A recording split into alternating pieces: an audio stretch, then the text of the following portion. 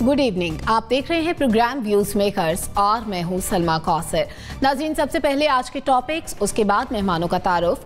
बिलाखिर senate election का schedule जारी हो गया। 3 मार्च को होने वाले इंतखाब के लिए सियासी जमातों ने अपने हाथ पांव मारना अब शुरू कर दिए हैं। सियासत की जमा तफरीक में कौन अपना जादू जगाने में कामयाब होगा, इसी गुफ्तगू से आज हम अपने प्रोग्राम का आगाज करेंगे।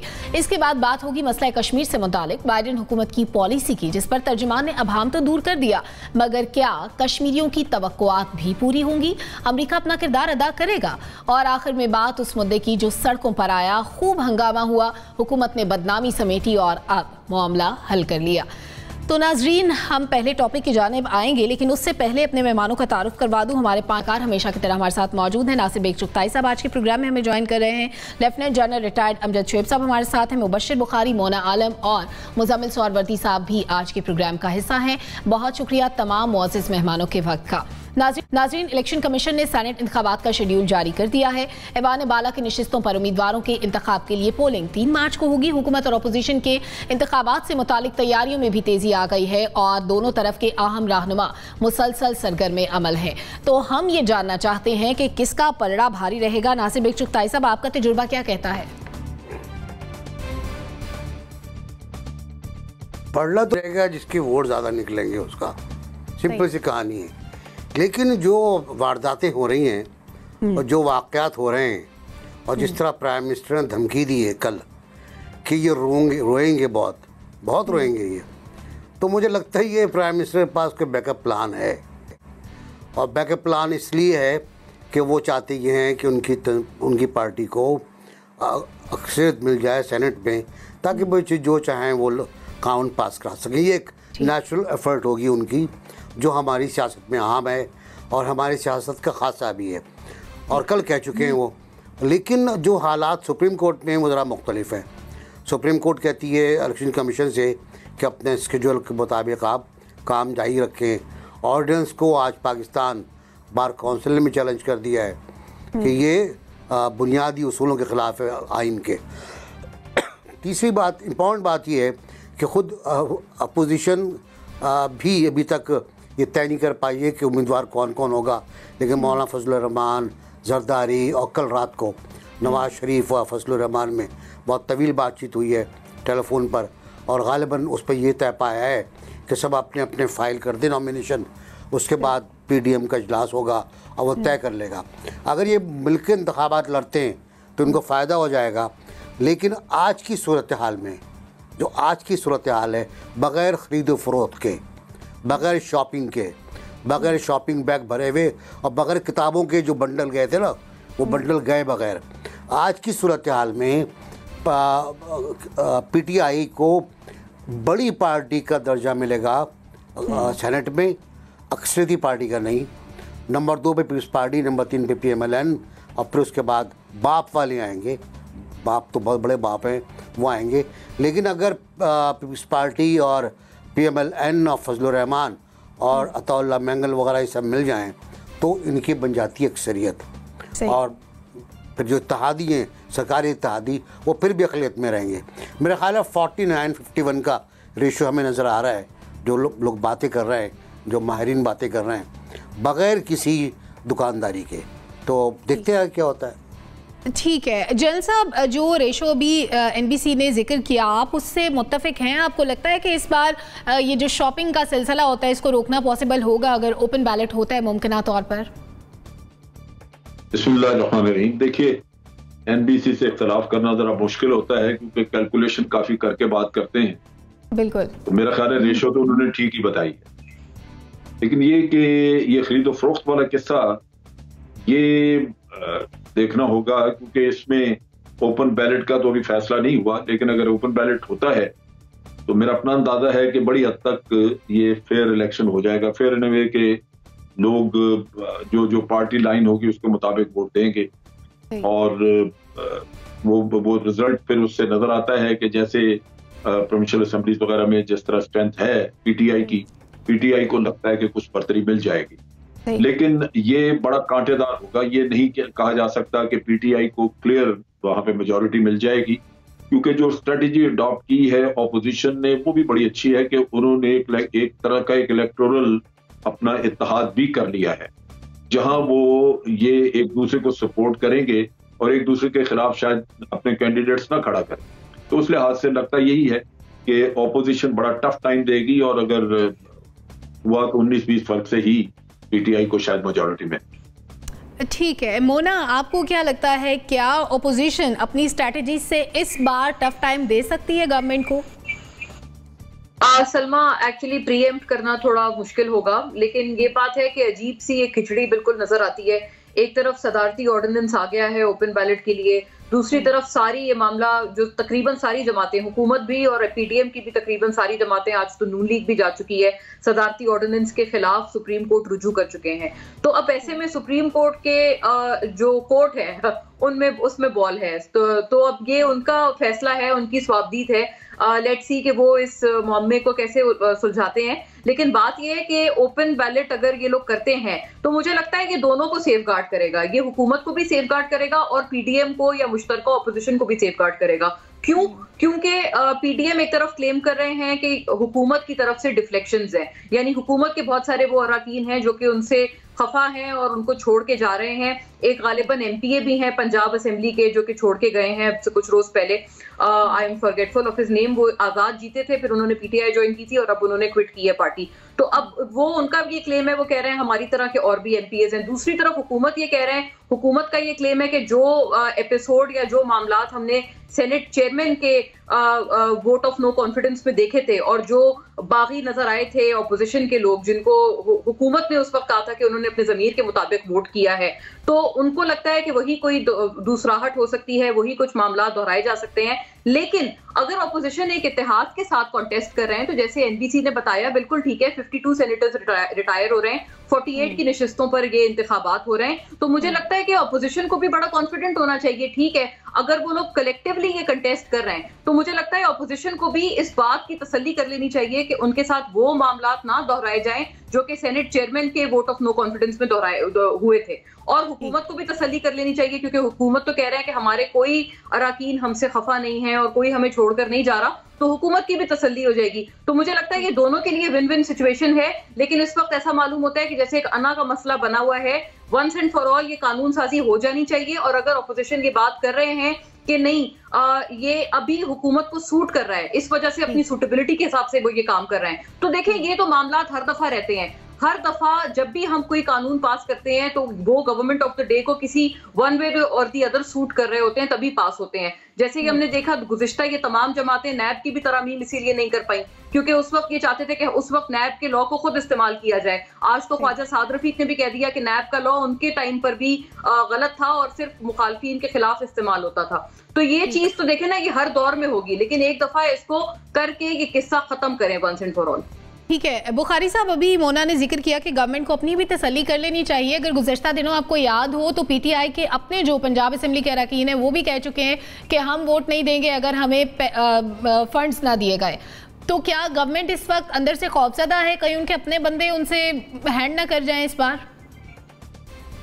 जी, 2-3 बातें हैं। एक तो ये कि एमपीएस को फंड्स नहीं मिले, उस वजह से मायूसी का सामना था और वो इस मौके पे थोड़ा सा एक्सप्लॉइट कर रहे थे। दूसरा मसला ये कि जो नाम सामने पंजाब में आ रहे हैं, पहले भी जिक्र हो चुका है, उस पर काफ़ी सीरियस रिजर्वेशंस हैं पीटीआई के अपने अरकान को। ये 2 मामला थे जिस पे बेयकीनी की कैफियत पीटीआई के रैंक्स में पाई जाती है। लेकिन मैं खुद भी बहुत बड़ा फ्री एंड फेयर इलेक्शंस का हामी हूँ और बिल्कुल जो भी ऐसा प्रोसेस है उसे सपोर्ट करता हूँ। लेकिन एक खदशा मुझे है जो कि मौजूदा हमारी सियासत में जो चल रहा है। आपने देखा सईद अहमद शरकपुरी साहब जो हैं, कुछ दिन पहले वो पीएमएलएन के खिलाफ बोल रहे थे। आज जो खुरम लगारी साहब हैं, मोना जिनका नाम भूल गई, ये वही साहब थे जिन्हें जहांगीर तरीन साहब इन जैसे बहुत सारे अफराद को लेके गए और ज्वाइन करवाया। मुझे ये लगता है कि अगर ये कानून बन भी जाता है तो अभी तो इंडिविजुअल्स फरोख्त होते हैं, फिर फ्लॉक्स फरोख्त होंगे। मुझे ये खौफ है कि फिर फॉरवर्ड ब्लॉक्स बनेंगे और फिर पूरे पूरे ब्लॉक्स की कीमत लगेगी। इसके लिए एक बड़ी लीगल किस्म की लेजिस्लेशन की हमें ज़रूरत है, ताकि हम इन सारे जो लूप होल्स बचे हैं, जो ये मेरा खदशा है, इसका भी अदा किया जा सके। जहां तक बात रही कि किसका पलड़ा भारी रहेगा, पीडीएम अगर जैसा नासिर भाई और जनरल साहब ने फरमाया, अगर तो मिलके इलेक्शन लड़ते हैं, जॉइंट कैंडिडेट देते हैं, तो कैलकुलेशंस यही कहती हैं तकरीबन 2 सीट्स की उन्हें मेजॉरिटी होगी। लेकिन अगर वो फिर उनका डेडलॉक हो गया तो उस सूरत में फिर पीटीआई को फायदा होगा और उनके तकरीबन 1 से 2 सेनेटर्स जो हैं वो ज्यादा हो सकते हैं। लेकिन अभी जो है वो दोनों के लिए एडवांस सिचुएशन जा रही है, अनलेस के इमरान खान साहब जो रिपीट करना चाहते हैं अंडरटोन में, तो उन्होंने यही कहा है जो मीर हासिल बजिंजो को जिस तरीके से डिफीट करवाया गया, उसी तरह के रिजल्ट अगर वो प्रिडिक्ट कर रहे हैं, तो इसका मतलब है देखिए, पैसा देना ही रिगिंग नहीं होती, इन्फ्लुएंस का इस्तेमाल भी रिगिंग होती है। और अगर किसी कॉर्नर से इन्फ्लुएंस उन पे इस्तेमाल कराया गया तो वो भी हम रिगिंग ही समझते हैं। और प्राइम मिनिस्टर खुद फ्री एंड फेयर इलेक्शन की बात करते हो, अगर इस तरह का इन्फ्लुएंस इस्तेमाल करवाएंगे तो कौम उसे रिगिंग ही समझेगी। कम से कम कौम नहीं तो मैं और मेरे दोस्त जो यहाँ पे बैठे हैं वो तो इसी तरह ही कहेंगे। और धांधली बहरहाल किसी भी सूरत काबिल कबूल नहीं हो सकती, अगर होती है तो। सरवर्दी साहब अभी बड़े अहम मसले की निशानदेही की है मुबशिर बुखारी साहब ने। उन्होंने कहा कि अभी तो एक एक बंदे को खरीदा जा रहा है, पूरे पूरे ब्लॉक्स बिकेंगे अगर फेयर इलेक्शन ना हुए। तो आप क्या देखते हैं आने वाले दिनों में क्या होगा? कहीं कोई तबका उठ के सेनेट इलेक्शन को मुतनाज़ बनाने की कोशिश तो नहीं करेगा?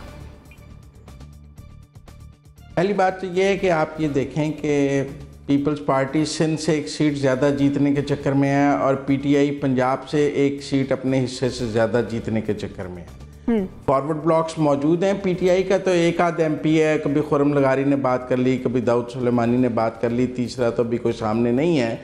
और ये दोनों भी इलेक्शन डे वाले दिन तक मान जाएंगे, जो इनके छोटे छोटे मसाइल हैं वो हल हो जाएंगे। लेकिन असल मसला ये है कि मुस्लिम लीग नून का फॉरवर्ड ब्लॉक जो है वो एक अपनी जगह पिछले 1-1.5 साल से मौजूद है और उसको सरकारी सरपरस्ती भी हासिल है। उस्मान बुज़दार साहब मुस्लिम लीग नून के अरकान को खुल्लम खुल्ला मिलते हैं, पीपल्स पार्टी के अरकान को मिलते हैं, तो उनको मिलकर क्या कहते हैं, सेनेट के वोट के लिए मिल रहे हैं ना आजकल। मैं समझता हूँ कि पंजाब में वैसे तो पीटीआई की 6 सीटें आनी चाहिए और 5 अपोजिशन की होनी चाहिए, लेकिन सारी कोशिश ये हो रही है कि पीटीआई किसी तरह 7 सीटें ले ले और अपोजिशन को 4 तक महदूद कर लें। दोस्तों ने बहुत बात की है कि पीडीएम मिलके इलेक्शन लड़ रही है। भाई हुकूमती इत्तेहाद भी मिलके इलेक्शन लड़ रहा है, वो कौन सा अलग-अलग इलेक्शन लड़ रहे हैं? यहाँ पंजाब में काफ लीग और पीटीआई के दरमियान हम एडजस्टमेंट नहीं देख रहे, बलोचिस्तान में बाप और पीटीआई के दरमियान एडजस्टमेंट नहीं देख रहे। क्या वो एक दूसरे के खिलाफ इलेक्शन लड़ रहे हैं? जब हुकूमती इत्तेहाद मिलकर इलेक्शन लड़ रहा है तो अपोजिशन का इत्तेहाद भी मिलकर इलेक्शन लड़ेगा। हमारे दोस्त एक तरफा बात कर देते हैं कि जी अपोजिशन का इत्तेहाद मिलकर इलेक्शन लड़ रहा है, जैसे दूसरी तरफ पीटीआई तनहा इलेक्शन लड़ रही है। पीटीआई भी मिलकर इलेक्शन लड़ रही है, मुस्लिम लीग काफ के साथ भी एडजस्टमेंट कर रही है, एमक्यूएम के साथ भी, बाप के साथ भी, जो भी उन्हें मिल रहा है उनके साथ एडजस्टमेंट कर रहे हैं। तो सारे इस चक्कर में है कि इस हमाम में कौन नंगा नहीं है। ठीक है, यानी कि मिलकर इलेक्शन लड़ने में कोई कबाहत नहीं है और फिगर्स ऑलमोस्ट वही रहेंगे जो नासिर बेग चुगताई साहब ने बताए। अगर इसी प्लान के तहत इलेक्शन होते हैं और अगर मजीद कोई बदमज़गी ना हुई तो इसके साथ ही हम इस सेगमेंट को क्लोज करेंगे। और अंतर्जियाकारों का कहना है कि उसी जमात का पलड़ा भारी रहेगा जिसको ज़्यादा वोट मिलेंगे। इलेक्शन में ये चीज़ें सामने आएंगी। नाज़रीन, एक ब्रेक पर जाएंगे और वापस आकर बात होगी मसला कश्मीर पर अमरीकी पॉलिसी से मुतालिक। Stay with us.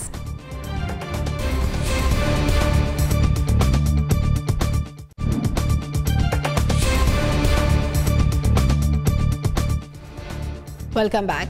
नाज़रीन, अमेरिका ने एक बार फिर वाज़ेह किया है कि कश्मीर से मुतालिक अमरीकी पॉलिसी में कोई तब्दीली नहीं हुई।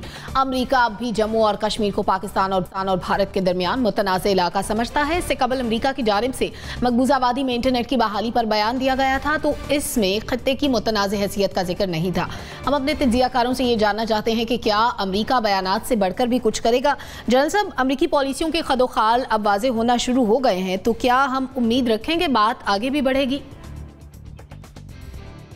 देखिए, बात आगे बढ़ने का तो कोई चांस नहीं है। अमेरिका ने इतने अरसे में कोई ऐसी कोशिश नहीं की, बल्कि जनरल मुशर्रफ के दौर में पाकिस्तान को यकीन दहानी कराई गई कि पाकिस्तान की तरफ से जो ये जहादी ग्रुप्स जाते हैं वहां पे उनको रोका जाए और अमेरिका कश्मीर का मसला हल कराने में मदद करेगा। लेकिन वो जहादी ग्रुप तो चले गए, वो उल्टा पाकिस्तान के खिलाफ लड़ना शुरू हो गए और कश्मीर में वहीं का वहीं रहा मसला और अमेरिका ने उसके बाद कोई कोशिश नहीं की। उसके बाद हालात अब बदल चुके हैं। अब तो अगर अमेरिका इस बात का कोई इंदिया दे या वो इस बात के लिए तैयार भी हो और भारत भी मान जाए कि कोई सालिसी होगी, तो मेरा अपना अंदाजा है कि अमेरिका कभी भी एक ईमानदार सालिस की तरह काम नहीं करेगा, वो भारत की फेवर में करेगा।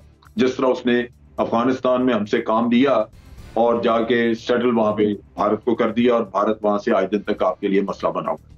तो ये मेरा ख्याल है अमेरिका पे कोई तवक्को रखनी नहीं चाहिए।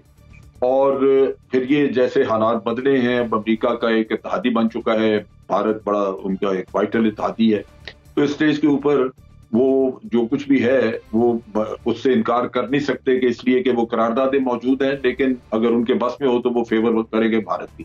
लिहाजा अमेरिका से तवक्को करने की बजाय हमें अपनी इंडिपेंडेंट पॉलिसी रखनी चाहिए और एक कैंपेन लॉन्च करनी चाहिए। इसी तरह जैसे कश्मीर के मामले में हमने ऑलरेडी पहले फैसला किया है, उसमें सबसे इंपॉर्टेंट चीज ये है कि कश्मीरियों की जद्दोजहद जो है उसको जायज जद्दोजहद करवा दिया जाए, उसको पाकिस्तानी स्पॉन्सर्ड टेररिज्म ना हो, भारत ये कहना चाहता है। और दूसरी तरफ ये है कि कश्मीरियों को आर्म स्ट्रगल की यानी मुसल्लह जद्दोजहद की लीगैलिटी जो है वो दुनिया में मनवाई जाए। वो आपका यूनाइटेड नेशन का चार्टर सपोर्ट करता है और फिर पाकिस्तान उनकी मदद करे। मेरा ख्याल है हमारा यही रास्ता होना चाहिए बजाय इसके कि हम अमेरिका पे तकिया करें। ठीक है नासिर बेग चुगताई साहब, क्या अमेरिका ईमानदार सालिस साबित नहीं हो पाएगा? क्या हम ये तवक्को ना रखें? नहीं, तो बिल्कुल वो इंतहाई बेईमान सालिस है और होता साबित भी हुआ है। फराज साहब का एक शेर है, आप करें वफा की बात, उसमें एक शेर है कि जाओ भी क्या करोगे मेरे वफा, बार बार आजमा के देख लिया। वाह।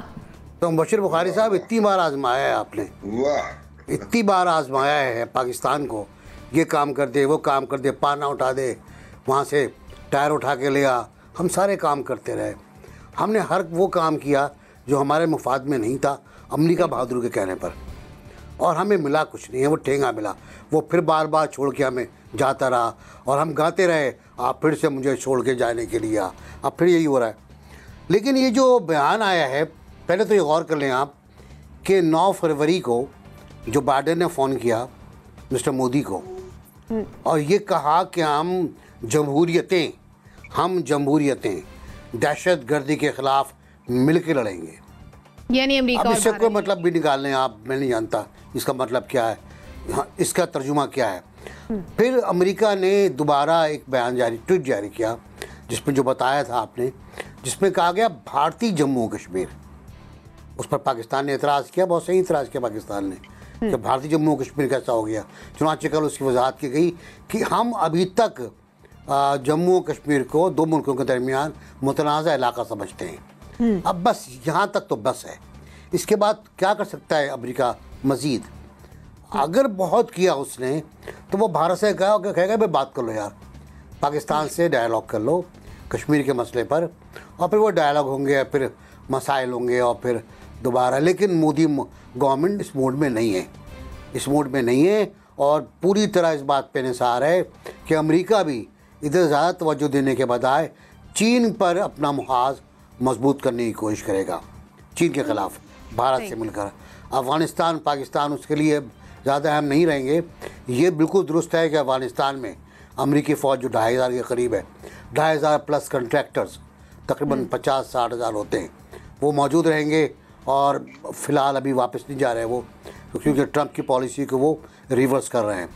लेकिन ओवरऑल पाकिस्तान के हक़ में कुछ नहीं है, वो बेवफाई है। अगर हम फिर इस्तेमाल हुए तो मामला ख़राब हो जाएंगे, फिर हमें मिलेगा कुछ नहीं। ठीक है सोमवर्दी साहब, जिस तरह अभी एनबीसी ने कहा कि एक तो अपने मफादात भी हैं और ये जो गठजोड़ है अमेरिका और भारत का, इसके साथ अमेरिका का एक इंटरेस्ट ये भी है कि चाइना इमर्जिंग पावर के तौर पर ऊपर ना आए, तो इस तरह अमेरिका अपने मफादात को अगर मद्देनजर रखता है, क्या नेक्सस में कोई चेंजेस आ जाएंगे अब? देखिए, पहली बात तो ये है कि हमें अपने दोस्तों से बेवजह जो है तवक्कुआत नहीं लगानी चाहिए। मतलब कोई कश्मीर भारत से छीन कर हमारी प्लेट में कैसे रख देगा। हमारी ये तवक्को करना कि कोई तीसरा मुल्क जो है वो हमें भारत से कश्मीर लेके दे देगा, ये तवक्को ही गलत है। अमेरिका का इतना कहना काफ़ी है कि वो इसको अभी तक मुतनाज़ा इलाका समझता है और भारत का हिस्सा तस्लीम नहीं करता। अगर दुनिया इसको मुतनाज़ा इलाका समझती है और भारत का हिस्सा तस्लीम नहीं करती है तो ये पाकिस्तान की सिफारती फतह है और अक़वाम मुत्तहिदा की करारदादें इंटैक्ट हैं उसके मुताबिक, जब तक दुनिया इस पर मौक़िफ़ बदलती नहीं है। और मैं समझता हूँ कि इसके बाद ये गुफ्तगू कि अमेरिका सालिस अच्छा नहीं होगा, अमेरिका हमें कश्मीर लेकर देगा नहीं, ये कैसी गुफ्तगू है। हम ये कैसे तवक्को करा लेते हैं। हम क्या चीन से ये तवक्को कर सकते हैं कि चीन हमें भारत से कश्मीर लेकर दे देगा। चलें, अमेरिका से तो हमें बहुत गिले हैं कि उसने हमें माजी में बड़ा इस्तेमाल किया है और हम बहुत सादा लो आदमी थे और हमारे यहाँ हर वक्त यहाँ पे बेवकूफ़ हुक्मरान बैठे रहते थे जो अमेरिका के लिए इस्तेमाल होने के लिए बेताब रहते थे और उसके हर वक्त सर्विसेज के लिए तैयार रहते थे। एक भी हमें ऐसा हुक्मरान ना मिल सका जो अमेरिका की आंखों में आंखें डाल के बात करता, चाहे उसमें जमहूरी हो या गैर जमहूरी हो। लेकिन क्या हम ये तवक्को दूसरे दीगर दोस्त ममालिक से कर सकते हैं? नहीं। कश्मीर अगर पाकिस्तान ने हासिल करना है तो अपने जोरे बाजू पे हासिल करना है, अपनी ताकत पे हासिल करना है, पाकिस्तान को मजबूत करके हासिल करना है। ना अमेरिका कश्मीर लेके दे सकता है, ना चीन कश्मीर लेके दे सकता है। तो लिहाजा एक तो मैं इस सारी गुफ्तगू पर मुझे कभी कभी हैरानी भी होती है कि हम कैसे ये तवक्कुआत लगा लेते हैं कि हम तो वो लड़ाई लड़ने के लिए तैयार नहीं है लेकिन कोई तीसरा हमारे लिए वो लड़ाई लड़ दे। भाई हम खुद तैयार नहीं है और तीसरा क्यों लड़ दे। हम खुद लेंगे कश्मीर, जब लेंगे हमारी शहरग है, हम अपनी शहरग दुश्मन के पास कैसे रहने देते हैं। और हमें कौम को ये भी नहीं कहना चाहिए बार बार कि हम कश्मीर के हम जंग के लिए तैयार नहीं हैं। हम कश्मीर के लिए जंग के लिए भी तैयार होंगे। जब हम ये बात कहेंगे तो दुश्मन को पता लगेगा ना कि इस पर जंग भी हो सकती है, लिहाजा इस पर बात करनी है। जब हम पहले ही कह देते हैं कि जंग तो हमने करनी नहीं है, आप वैसे हमसे बात कर लें, ये क्या नैरेटिव है और ये क्या डिप्लोमेसी है। ठीक, यानी आपका नुक्ता नज़र कुछ मुख्तलिफ है। बुखारी साहब, आप मुस्कुरा रहे हैं काफ़ी देर से। मुझे मुजम्मिल की नौजवानी का वक्त याद आ गया और बड़ी अच्छी तकरीरें ये किया करता था। एक्चुअली इंटरनेशनल डिप्लोमेसी जो है वो एक ऑल टुगेदर डिफरेंट चीज़ है, एक बिल्कुल डिफरेंट चीज़ होती है। और इस सारी चीज़ों का मकसद ये होता है कि इंटरनेशनल फोरम्स पे आपने अपनी सपोर्ट लेनी है। माजी में आपको याद होगा पाकिस्तान एक रेजोल्यूशन मूव करने गया था तो चाइना और ईरान ने हमें मना किया था और ये कह के मना किया था कि आपकी रेजोल्यूशन उड़ जाएगी। और वो बिल्कुल ठीक उन्होंने एडवाइस किया। दोस्त जब होते हैं वो इसी तरह की आपको एडवाइस करते हैं। हमने वो रेजोल्यूशन रोक दिया। उसके अलावा चाइना ने पाकिस्तान के हक में कितनी दफ़े वीटो किया और अमेरिका ने कितनी दफ़े किया, ये रिकॉर्ड नासिर भाई और जनरल साहब इधर तशरीफ फरमा है, ये बेहतर बता सकता है। कोई भी मुल्क आपको छीन के नहीं देगा, लेकिन कम अज़ कम आपके मौक़िफ़ की तायीद कर देना ये आपकी डिप्लोमेटिक विक्ट्री होती है। इसी के लिए ही स्ट्रगल जारी होती है ताकि आप अक़वाम मुत्तहिदा में अपना केस लड़ सकें। हम अमेरिका से ये तो कभी भी किसी से भी नहीं सोच सकते आप किसी दूसरे मुल्क से कि वो आपको छीन के देगा। हाँ, अलबत्ता ट्रैक रिकॉर्ड हमारे पास गोल्डन मूवमेंट्स थे। जनरल साहब ने एक का जिक्र किया, अफगानिस्तान का जिहाद हमारे लिए मूवमेंट था जब हम अमेरिकन सपोर्ट इंटरनेशनल फोरम्स पे ले सकते थे, लेकिन हमें उस वक्त नहीं मिली। उसके बाद वॉर ऑन टेरर मुशर्रफ दौर में शुरू में जब हमने ज्वाइन की और बाकायदा अपनी सरजमीन को हमने बैटल ग्राउंड बना दिया, तो उस वक्त भी एक मौका था कि हम कम से कम सपोर्ट ले लेते कि हमारी जो वहाँ पे करारदादें पड़ी हुई हैं उसके बारे में कोई बात करें, उसे स्पॉटलाइट में लाएं। वो डेड पड़ी हुई हैं, वो भी हम नहीं कर सके। तीसरा मौका वो था जब इमरान खान साहब ट्रंप से मिले हैं, जब ट्रंप ने रिक्वेस्ट की कि अफगानिस्तान से जो इनखला है और अफगान पीस डील के मामले में हेल्प की जाए, वो भी नहीं कर सके हम कैश।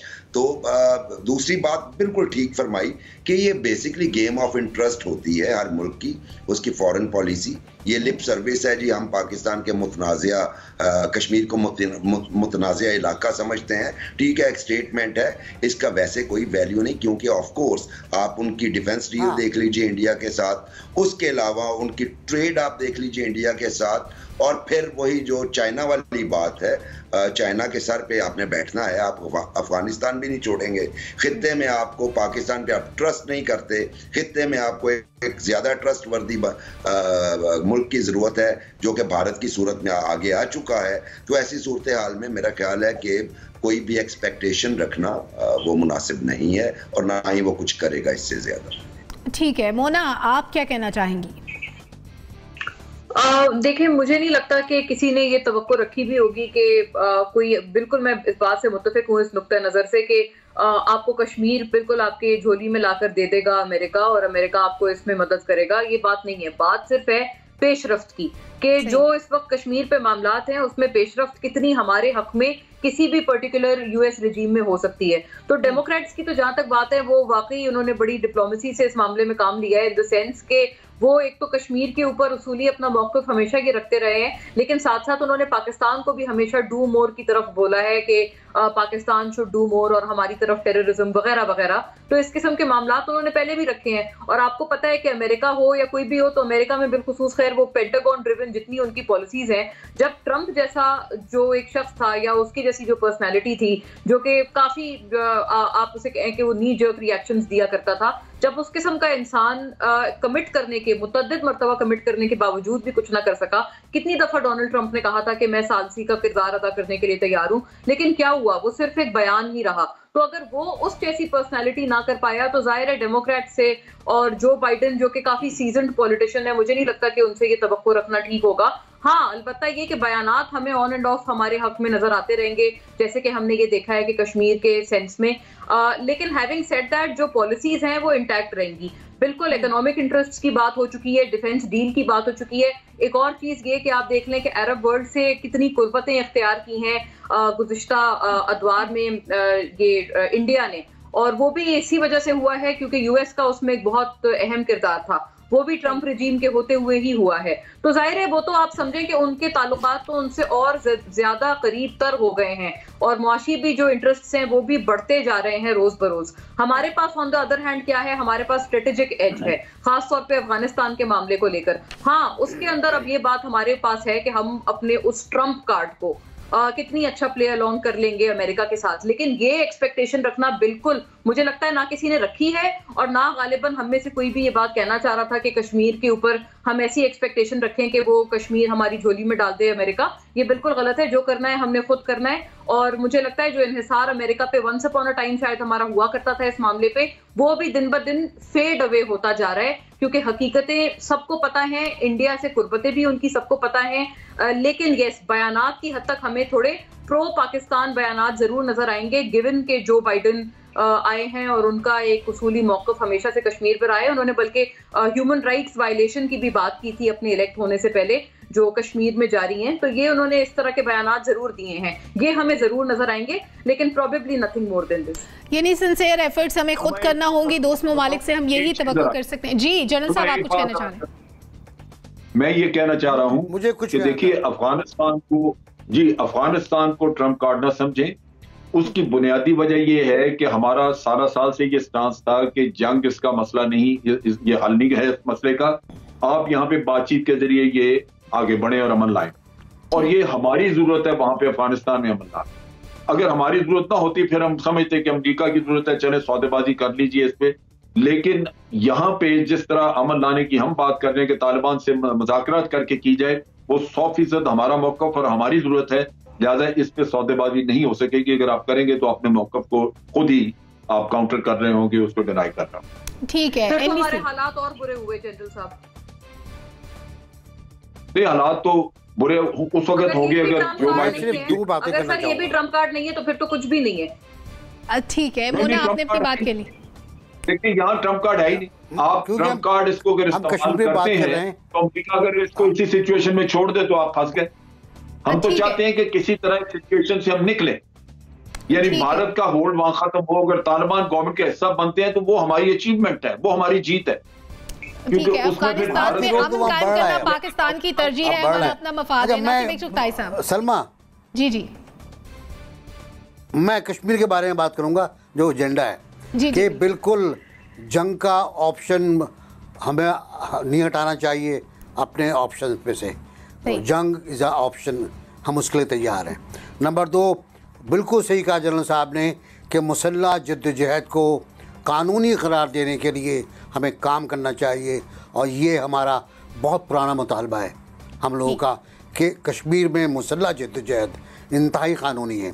और तीसरा ये कि पाकिस्तान को कम से कम इतना करना चाहिए इखलाकी सिफारती मामलात में कि कश्मीर के लिए एक नुमाइंदा खुसूसी मुकर्रर कर देना चाहिए पूरे यूएनओ के साथ और ह्यूमन राइट्स कमीशन के साथ, कि वो नुमाइंदा खुसूसी वहाँ से जाके अफ़गानिस्तान के लिए मुकर्रर किया हुआ है आपने, कश्मीर के लिए नहीं किया हुआ। क्या मुँह दिखाएंगे हम दुनिया को? ठीक, यानी इस तमाम गुफ्तगू का निचोड़ ये निकला कि हमें मजीद सिंसियर एफर्ट की ज़रूरत है। At the end of the day हमें खुद कोशिश करना होगी कि हम मसला कश्मीर को हल कराने के लिए बातचीत कर सकें और उससे जुड़े दीगर मामलात के हल भी जाना होगा। नाज़रीन, एक ब्रेक पर जाएंगे और वापस आकर एक और अहम मामले से मुतालिक बात होगी। Stay with us.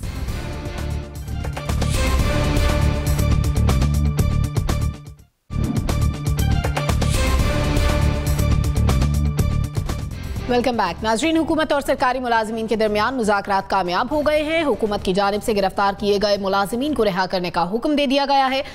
वज़ीर आज़म ने सरकारी मुलाजिमीन की तनख्वाहों में इजाफे की मंजूरी भी दे दी है। हमारा सवाल ये है कि मामला इतना ख़राब क्यों हुआ? नासिर बिग चुगताई साहब, 40 सेकेंड्स।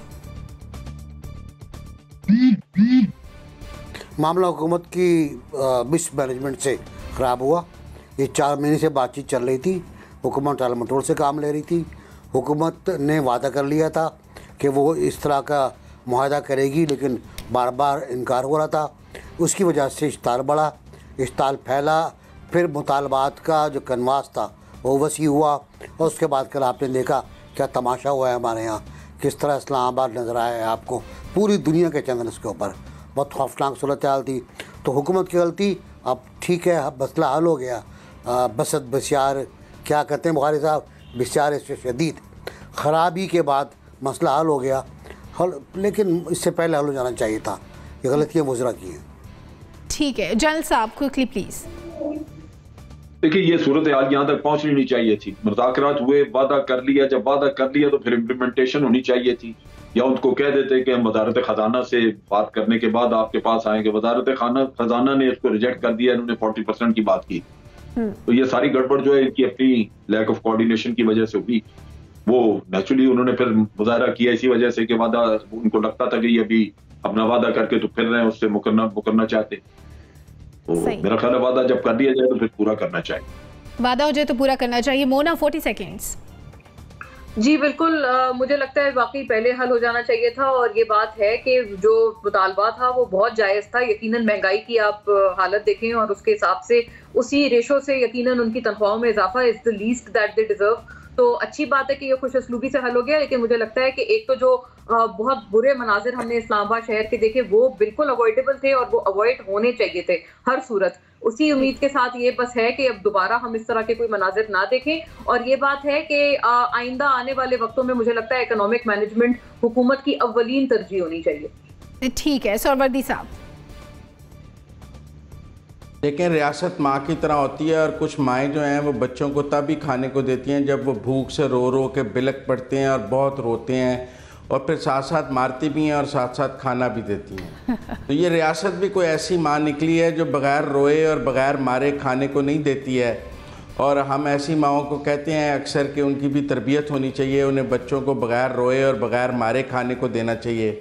यही तवक्को कर सकते हैं कि ये जो रियासत हमारी माँ की तरह है, इसको इतनी समझ आ जाए कि बच्चों को बग़ैर मारे और बग़ैर उनको रुलाए उनको खाने को देना है। ठीक है, बुखारी साहब।